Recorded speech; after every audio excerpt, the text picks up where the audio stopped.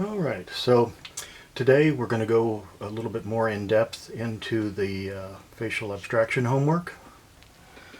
And I have, if you don't have something steady or solid to rest your print, your copy and your tracing paper on, then what I would recommend is using some small clips or some pieces of tape. Let's see, me being left-handed, I'll go ahead and clip this on the right-hand side. It just makes your life a little easier, so you're not having to constantly realign your tracing paper with your drawing. And if you have some removable tape or drafting tape, that works fine too. Alright, so now we're set. That's attached. This is a drawing by Russian artist Nikolai Fechin, and I chose this one particularly because there is a lot of subtle planes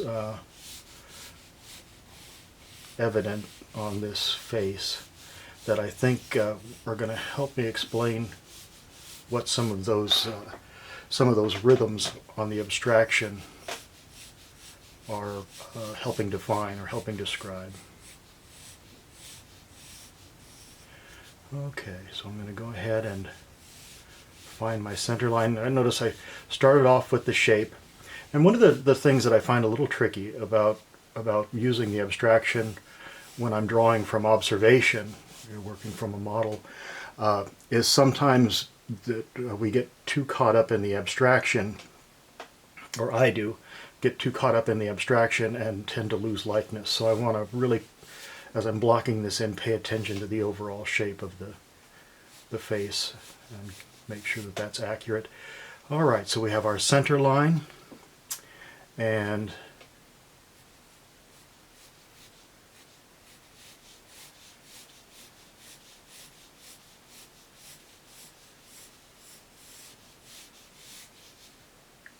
then this line to the just outside the center line, which you'll notice the center line is just that. It's running parallel to the septum, and kind of gives us a sense of where the center of the mouth is going to be, and then comes up through the center of the brow ridge and forehead.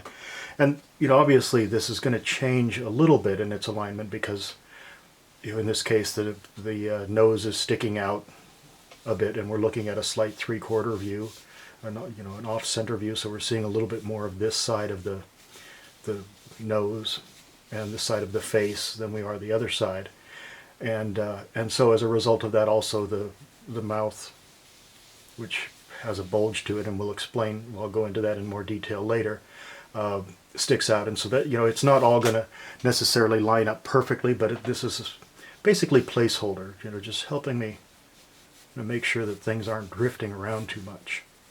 Alright, so up from the outside corner of the chin, along the outside of the nose, and through the inside of the eye and eye socket there.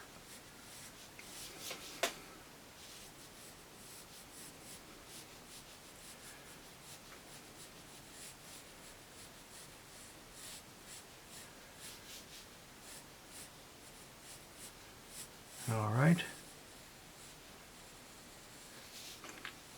So what that starts to describe is this area here of protrusion, things that are sticking out a little bit more convex, and then this pit of the eye socket here where the eye ends. Alright, and I just realized that I don't have an example of the abstraction sitting here, so let me pause for a second and I'll get that and we'll start again.